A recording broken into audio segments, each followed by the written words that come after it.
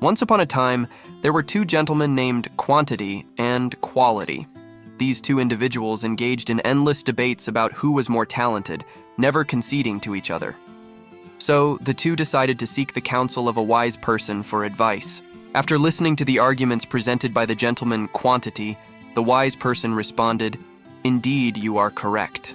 Following that, the gentleman Quality presented a completely contrasting argument. The wise person responded, "Indeed, you are also correct." A third person standing nearby witnessed the entire story and, finding it peculiar, approached the wise person saying, "It seems like something is not right. Both of them cannot be correct." The wise person responded, "Indeed, you are also correct."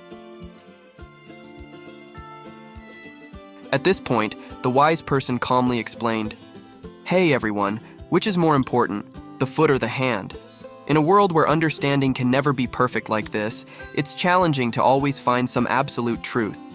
Instead, we should be open to each other's fundamental reasons.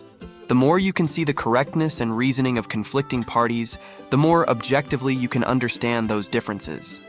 In this way, you can leverage the strengths of each side rather than arguing about whether the foot or the hand is more important."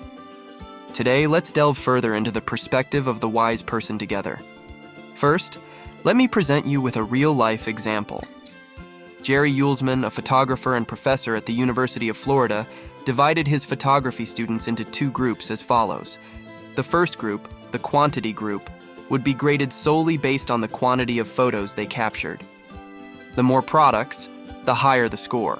For example, 100 photos might receive an A, 90 photos a B, and 80 photos a C.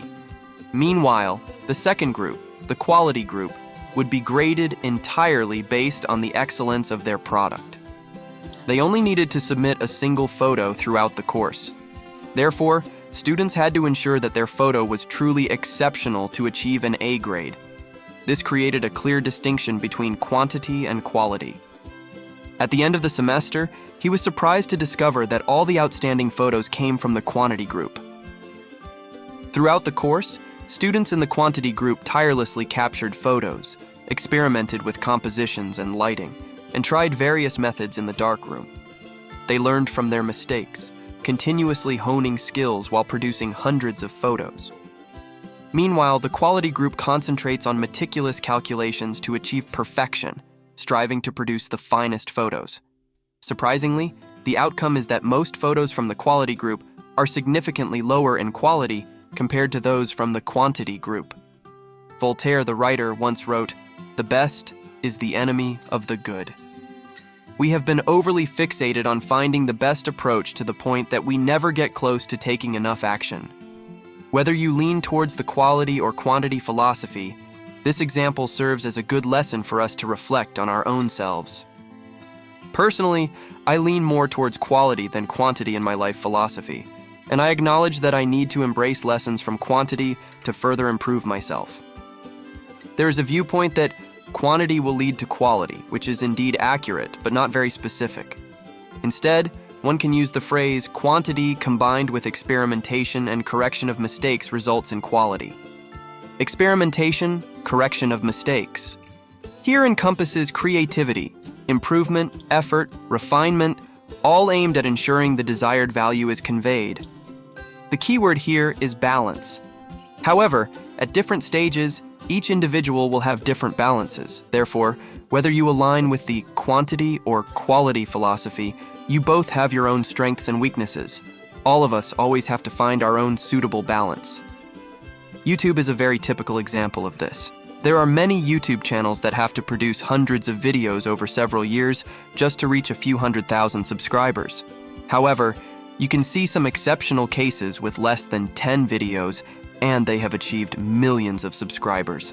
It's because they achieved quality right from the first attempt, as they brought together all the excellent factors both externally and internally to create a miracle. However, everything has its two sides.